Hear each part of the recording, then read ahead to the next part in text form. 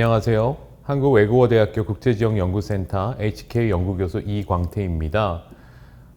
디지털 타임스 북방문화와 맥을 잇다 네 번째 섹션 중앙아시아 과거에서 미래로 집필을 맡고 있는데요. 오늘 다섯 번째 순서로 몽골 제국의 발달된 동서문명 교류와 그와 연관되어 우리나라가 어떻게 천문학적으로 영향을 받고 또 발전을 이루었는지를 같이 나누어 보고자 합니다.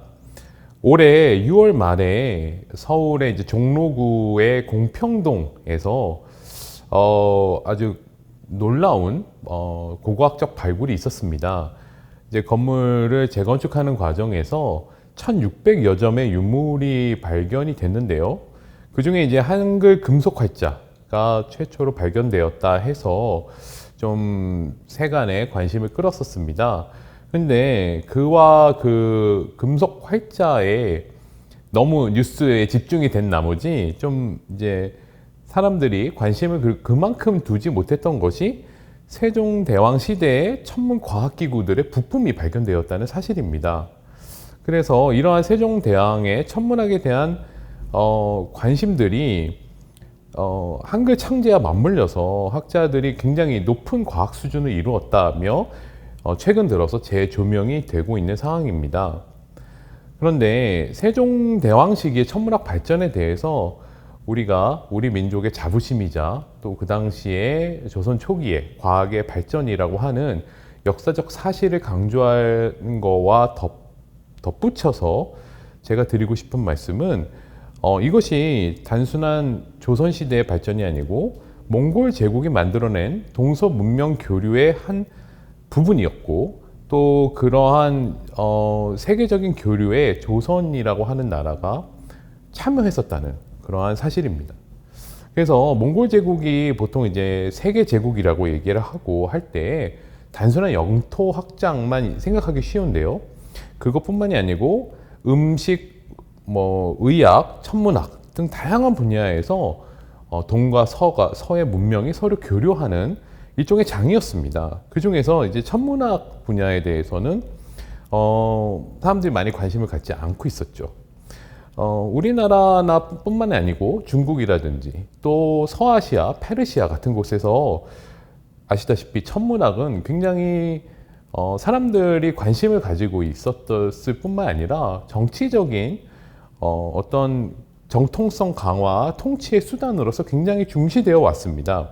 중국이나 우리나라 같은 경우는 이제 유교의 영향을 받아서 천인가문의 사상, 그러니까 이제 하늘과 인간이 서로 영향을 주고받고 있었다라고 하는 그러한 사상이 받아들여졌고요. 이로 인해서 군주들은 하늘의 변화를 읽고 민심이 어떻게 움직이는지에 항상 관심을 가지고 있었죠. 그리고 특별히 역법이라고 해서 우리로 이제 달력 같은 것들을 제작하여 반포하는 것이 굉장히 중요했습니다. 한 왕조를 기준으로 해서 이제 수천 수만 년의 과거를 거슬러 올라가면서 해가 언제 뜨고 언제 지고 언제 일식이 있었고 언제 월식이 있을 것이고 이렇게 과거와 미래를 예측하는 역법이라고 하는 것은 단순한 과학 기술의 집적일 뿐만이 아니라 시간을 다스릴 수 있다라고 하는 하늘의 이제 명령, 천명의 증거이기도 했습니다. 그래서 이제 중국의 역대 왕조의 그 역법 같은 거를 보시면 굉장히 수학적으로 발전되어 있다는 것을 아실 수 있으실 겁니다. 소수점 13자리까지 계산을 하고 그걸 통해서 과거 수천 년까지 이제 거슬러 올라가서의 천체의 움직임을 제시하고 있기 때문입니다. 우리나라의 이제 첨성 신라 경주의 첨성대라든지 또 고구려 시대의 그 별자리 지도 같은 것들이 돌에 새겨져 있는 것들 이런 것들을 보았을 때에는 우리나라에서도 삼국시대, 늦어도 삼국시대부터는 천문학이 발전했었다는 것을 알 수가 있습니다. 한편 서아시아, 우리 무슬림 문명 이전부터 고대 페르시아 시대부터 별자리는 인간 세상에 영향을 미친다라고 하는 이론이 당시 서아시아에서도 널리 퍼져 있었습니다. 그래서 이러한 천문 관련 지식들을 이제 천문학자들이 연구를 해왔습니다. 이러한 배경에서 보았을 때 서아시아와 동아시아를 통합하는 유라시아 제국을 건설한 몽골 제국 시기의 천문학 교류는 어떻게 보면 필연적이고 당연해 보입니다. 그 당시에 몽골이 세계를 지배하면서 중국뿐만이 아니고 중앙아시아, 또 페르시아 이런 인사들이, 그런 지식인들이 몽골 조정에 가담해서 연구를 하고 또 몽골 그 군주들을 위해서 복무를 했죠. 천문학 분야 같은 경우에는 초기에는 몽골 제국의 문자를 전수한 위구르인들이 먼저 그 천문학의 지식인으로서 등용이 되었고요. 그 후에 야율초제라고 하는 이제 거란 요나라 출신의 중국 지식인이죠. 북중국의 그러한 요나라 금나라 시대의 지식인들이 몽골 조정에 등용되면서 또 그 중국, 특별히 이제 금나라에서 사용하던 그런 역법이라든지 이러한 천체 관측 방법이라든지 이런 것들이 몽골에 또 전수가 됩니다. 이 당시에 이제 북중국 출신의 이러한 야율초제 같은 그 학자이자 관리들은 칭기스칸이라든지 그의 아들 우구데이, 또 구육, 뭉케 같은 그 몽골의 대칸들에게 굉장히 중용되고요. 칭기스칸이나 또 그의 손자 훌레구가 중앙아시아나 페르시아에 원정을 할 때 같이 동행을 하곤 합니다. 그래서 이제 1250년대에 칭기스칸의 손자 훌레구가 이끄는 몽골 군이 이제 페르시아, 또 이라크, 시리아 원정에 나서게 되는데요. 이때 후만지, 이제 뭐 역사 자료에는 다양하게 표기가 될 수 있습니다. 뭐 쿠만지, 후만지 이런 식으로 쿠민지 이렇게 발음이 될 수 있지만 보통 학계에서는 후만지 또는 후맹지라고 하는 어떠한 인물이 등장을 하게 됩니다. 이 역사서에 보이는 이 인물은 이제 칭호는 관직은 싱싱이라고 불렀다고 하는데요. 이거는 이제 선생을 몽골어로 또 페르시아어로 옮긴 그런 표현인데, 그 당시에 선생이라고 하는 거는 주로 도교를 신봉하는 도사들이었습니다. 그래서 이 도사들이 당시에 이제 별자리, 또 의술, 뭐 특별히 이제 장생술이라고 해서 불로 장생하는 것이죠. 이런 것들을 연구를 수도를 하면서 연구를 했고, 이런 것들이 몽골 군주에게 영향을 미쳤던 것으로 보입니다. 근데 이 후만지라는 인물이 당시에 이제 페르시아를 원정한 칭기스칸의 손자 훌레구와 함께 한 일 중에 하나가 그 중국의 천문학을 페르시아에 전달하는 일이었습니다. 이 일이 이제 이루어지게 된 것이 1256년에 훌레구가 당시에 이제 암살자, 어세신이라고 하죠. 그 암살자로 유명한 그런 이스마일리 파라고 하는 그러한 집단의 본거지를 공격을 해서 격파를 하게 되는데요. 이 일이 있으면서 어떤 부수적인 효과라고 할까요? 거기서 발견한 것이 무엇이냐 하면, 첫 번째 그 이스마일리 파에 의해서 납치되어서 이제 있던 나시르 아틴 투시라고 하는 그 당시에 유명한 서아시아, 페르시아의 석학을 구출하게 됩니다. 그러면서 발견하게 된 것이 이 이스마일리 파가 나시르 아틴 투시를 통해서 천문학을 연구하고 있었다라는 것을 알게 되죠. 그래서 그 당시에 그 이스마일리 파의 본거지였던 라마사르라고 하는 요새의 도서관이라든지 그곳에 있는 천문 관측 기구들을 이제 어떻게 보면 압수한 것인데, 그걸 통해서 훌레구가 깨닫게 됩니다. 아, 이걸 통해서 천문학이 발전될 수 있겠구나. 그러면서 자기가 데려온 후만지라는 사람과 나시르 아틴 투시라고 하는 이 페르시아 학자와 함께 공동으로 한번 작업을 해봐라. 이러면서 한 것이 1264년에 당시 이제 훌레구가 건국한 페르시아의 몽골 왕족 일칸국의 수도 타브리즈에 가까운 마라가라고 하는 곳에 이제 천문대를 세우고 이 두 사람으로 하여금 천문학을 연구하게 합니다. 근데 이 이제 마라가 지금 현재 그 천문대는 남아있지 않지만, 이 두 사람이 그 천문대를 통해서 이제 중국인 후만지와 페르시아인 나시르우딘 투시가 협력해서 만든 게 지우스 일칸이라고 하는 이제 일칸의 천문표라고 불려져 있는 천문학 연구서입니다. 이게 이제 표가 되어 있고요, 설명이 되어 있는데요. 이제 이 지지 일칸이를 보시면 그 당시에 어떻게 중국 그 천문학자들이 와서 같이 협력을 했고, 어떤 스타일로 중국의 천문학, 이제 중국과 위구르력이라고 해서 그런 이제 역법들을 소개를 하고 있는데요. 이런 것들이 자세히 설명이 되어 있습니다. 그래서 그거를 이제 분석을 해보니 흥미로운 것은 이게 이제 중국의 정통 역법이 있고요.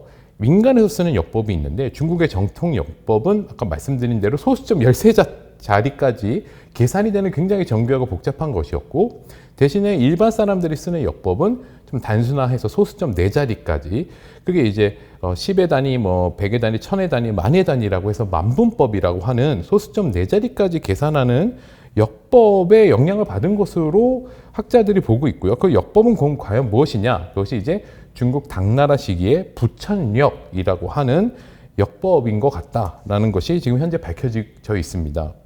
근데 이제 재밌는 것은 이 당나라 시기에 이 부천력을 만든 조사위라고 하는 인물 자체가 그 이제 어떤 학자들은 중앙아시아 사람이라는 것이죠. 그래서 이게 이제 가설인데요. 아직 뭐 검증이 되진 않았지만 만약 이것이 사실이라고 한다면 이 중앙아시아 사람들이 만든 역법이 중국화된 것이 페르시아화 되는 것이 바로 지금 설명드린 지즈 일칸이, 즉 일칸의 천문표라는 것입니다. 이런 식으로 이렇게 지금 뭔가 지식인들이 오고 가고 지식들이 서로 교환되고 이런 상황에서 이 페르시아 지방, 즉 일칸 조정에서 발전된 천문학은 이후에 이제 그 일칸을 대체해서 건국된 티무르 제국에도 이어집니다. 티무르의 지금 현재 사마르칸트 우즈베키스탄의 사마르칸트에 가시면 그 사마르칸트 외곽에 그 티무르 아미르 티무르의 손자인 울룩백이라고 하는 군주가 만든 천문대 터가 있습니다. 그래서 이제 그 천문대 터가 의외로 굉장히 크고요. 그 원은 반원만 남아 있는데 굉장히 깊습니다. 언덕에서부터 쭉 내려갈 정도로 굉장히 큰 규모의 천문대 터가 남아 있는데 이 울룩백이라고 하는 사람이 많은 학자들을 통해서 천문표를 만들었을 뿐만 아니라 자기가 스스로 또 연구를 해서 천문표도 지어지는데요. 그 근원이 이제 지금 아까 설명드린 페르시아의 몽골 제국 시기에 이루어졌던 지식의 교류에 영향을 받았다라는 것이 현재 학계에서 알려져 있는 정설입니다. 페르시아에서 이렇게 몽골 제국 시기 발전이 됐다고 한다면 중국에 있었던 이제 데칸이라고 하는 몽골 제국의 이제 본가죠. 예, 그 원나라에서는 어떤 일이 있었을까요? 원나라에서도 마찬가지로 이러한 동서 문명, 특별히 천문학 분야에 있어서의 교류가 발견됩니다. 1267년에 그 당시 이제 원의 5대 데칸 쿠빌라이 시기고요. 훌레고 아까 전에 말씀드린 페르시아의 자기의 일칸을 건국한 훌레고의 형님이었던 쿠빌라이 시기에는 자말 우딘이라고 하는 무슬림 천문학자가 역사책에 등장을 합니다. 이 자말 우딘은 단순한 이렇게 연구하는 사람뿐만 아니고 무엇을 가져왔냐면 7가지 종류의 천문 관측 기구를 가져왔다고 하고요. 그걸 통해서 이제 만년력이라고 하는 역법을 만드는데 여기에 감명을 받았는지 공식적으로 회회 사천대라고 하는 관청을 설치하고 자말 우딘과 이제 학자들이 연구를 하게 하는데요. 이 연구의 결과 회회력이라고 하는 역법이 이제 탄생을 하게 됩니다. 이제 회회라고 하는 건 여기서 무슬림을 뜻하고요. 력은 역법, 달력의 력자죠. 그러니까 무슬림의 과학에 따라서 만든 회회력이 중국의 원나라 시기에 이제 만들어지는데 이 회회력을 바탕으로 또 다시 1280년에 원나라의 곽수경이라고 하는 중국 학자가 수시력을 제작하게 됩니다. 이 수시력이 이제 그 정확도라든지 또 편리성이라든지 이런 걸 통해서 이제 원나라의 공식적인 역법이 되는데 흥미로운 건 이 수시력이 바로 고려 시대에도 사용이 되기 시작한다는 것입니다. 이 수시력의 그 영향력으로 말씀드리자면 원나라가 멸망한 이후 명나라에서도 대통령이라는 것을 만드는데 그 수시력에 그 나오는 데이터라든지 방법들을 계속 이용하게 되고요. 그리고 이러한 원나라, 명나라의 달력 등이 이제 우리나라 이제 고려나 조선에도 이어지게 되는 것이죠. 그래서 조선의 이제 시기에 또 고려 시기에 고려 시대 말 조선 초기에 이러한 중국의 수시력, 원나라의 수시력과 명나라의 대통령 같은 것을 이용해서 우리도 이제 관측을 해봤는데 문제가 발견이 됩니다. 제대로 수시력의 그 연산법이 제대로 이루어지지 우리가 배우지 않은 상태에서 계산법에 제대로 모르는 상태에서 정확하게 계산이 되지 않기 시작하게 되고요. 또 한반도의 경우는 중국 북경에서부터 또 어느 정도 거리가 있기 때문에 일식 등의 측정에 오차가 발생을 하게 됩니다. 그래서 이거에 대해서 이제 어떻게 고민을 하다가 해결책을 강구한 것이 바로 세종대왕이라는 것이죠. 그래서 세종대왕이 정인지라는 학자와 일련의 학자들을 통해서 이 역법을 수정하도록 하는데 그 결과물이 여러분 잘 아시는 칠정산입니다. 칠정산의 칠정의 7개는 해와 달 그리고 5개의 행성이라는 뜻인데요. 그러한 천체들을 잘 다스림으로써 이제 천문학을 이제 마스터했다라는 것을 의미하는 이 칠정산이 두 편이 있습니다. 하나는 1444년 4편이 먼저 간행이 되고 그다음 외편이 추가로 더해지는데요. 이제 4편이 간행됐는데 뭔가 또 안 맞아서 외편을 로 보충을 하게 되는데 그 외편의 바탕이 된 것이 아까 말씀드린 자말우딘이라는 사람이 원나라 조정에서 만든 회해력이었습니다. 그리고 또 조선 세종 시기에 천문학 기구들이 발전된 거 여러분들 아시죠? 10,000원짜리 여러분들 지폐 뒷면을 보시면 거기 이제 혼천이라고 해서 그런 천문학 기구들이 보여지는데요.